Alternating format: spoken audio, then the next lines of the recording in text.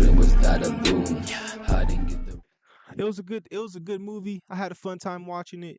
You know, it had Dua Lipa in it. It had John Cena, freaking Bryan Cranston. Uh I don't know really. I know there was another popular actor in there, but it was cool, man. The special effects were kind of like corny, but I felt like it was like a movie that you might have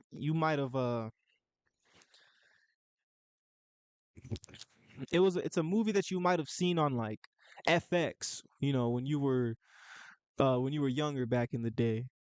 And it's kind of like just something to do when you ain't got nothing else to do. Um you do have to pay attention to it though, cuz it's like about spies. So it has all these twists and turns and Argyle review has all these twists and turns. I don't want to give any spoilers, but let's see what they got to say about it. Yeah, I saw Argylle. I know who the real Agent Argylle is. Is it as bad as the score implies? Yeah, it kind of is. I'm not shocked only 35% of critics gave it a positive review. Here's some of the good, I guess. Sam Rockwell's character, very funny, very charismatic, and his chemistry with Bryce Dallas Howard's character is enjoyable. At the bare minimum, it makes the movie watchable and prevents it from being completely abysmal. The other good is some of the action. There's like one scene I really enjoyed, and I think there's a couple scenes people will get a kick out of, but overall the action was surprisingly bland, which is really unfortunate because if you're a fan of the director's other movies like I am, movies like Kingsman and Kick-Ass, you kind of expect the action to be really energetic and kind of zany, and granted this movie has some ridiculous moments in it, but then you realize it's PG-13 and the action does feel really dull. It almost feels like they're genuinely holding back. So if the action's whatever, then you look towards the story, and that in itself is a mess. The first hour felt very doable. It actually felt like it was going to be a fun movie.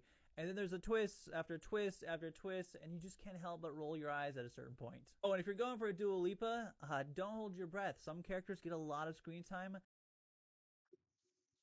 That was me, y'all. I I thought she was gonna be in the movie way longer than 5 minutes. Others get maybe a minute, which in the grand scheme of things is totally fine. I'm just warning the Dua Lipa fans. All in all, I thought it was a fairly disappointing experience.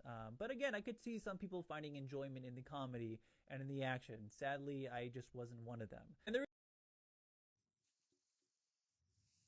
I mean, I enjoyed it, man. I felt like it was something.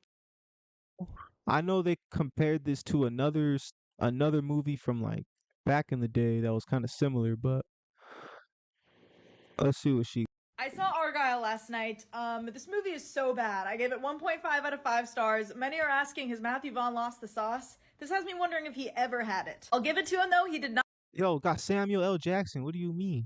not write this movie. I still like Kick-Ass and Kingsman. First things first, if you're seeing this because you want to see Dua Lipa, to say she has a minute of screen time would probably be overselling it. Not really a knock on the movie, she's just not really in it. And yes, Henry Cavill's hair looks like this That's the whole true. movie. Secondly, why is this movie 2 hours and 19 minutes long? That's not rhetorical, I'll tell you why. The first, say, hour of this movie is not that bad and even kind of fun. But once the plot twists start, and especially after, you know, that twist, which was so obvious by the time it happened that I just rolled my eyes at it, it gets so convoluted and lost in its own sauce, and then it has to like relay the plot to you through dialogue every 10 minutes. You get the point, there are too many twists. And I know what people are gonna say, oh, it's fun, it's silly, it's a parody of spy movies. I will not accept that. We can do better than this. Parodies are supposed to be clever, not just the silly, goofy version of something, and I didn't even find it funny. I think the funniest it gets is the chemistry between Sam Rockwell and Bryce Dallas Howard. They were actually both pretty fun. It also just looks like shit. It is like the Netflix original version of a Matthew Vaughn movie. Example A, there are so many terrible uses of green screen and CGI. The cat is not even real half the time. And the big set pieces have cool ideas, but they're executed just abysmally. Like, they look so bad. The sound mixing is all wrong. This was just not it. And I'm dumb. I like dumb stuff. I thought The Beekeeper rocked, and I'm not even a Matthew Vaughn hater. But I've given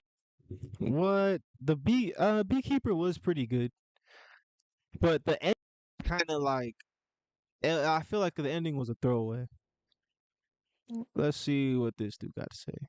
All right, guys, movie review time. I got to attend an early screening of Argylle last night. Let me give you my quick thoughts. And we will keep this spoiler-free. Don't worry, I'm not going to spoil who the real Agent Argylle is. This movie is pretty much exactly what you'd expect if you saw the trailer, of course.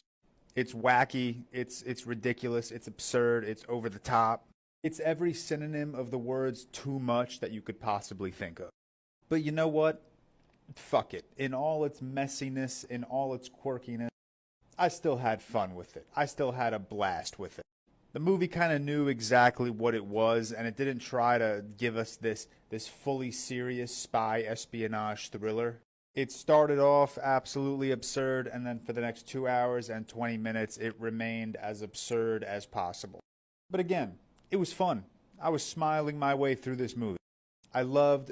Yo, that's kind of my view on it. That's my take, bro. Like, it was just something to go see, bro. Watch the movie. You know what I'm saying? Sam Rockwell and Bryce Dallas Howard, they were our two leads. Their chemistry was better than I expected it to be. Their back and forth banter was funny. The action set pieces were entertaining. Again, absurd as fuck, but also fun. It's just one of those movies, go in, lower your expectations, turn your critic brain off, and you'll have some fun with it. There are enough twists and turns in this movie to keep you locked in a little bit, I guess. But regardless, doesn't matter how much fun I had with this movie, I'm going to forget about it in about a week. Okay, movie, 3 out of 5. Shout outs to movies and stuff. That's pretty funny, man. Like, it's pretty funny. All right, we'll leave it right there.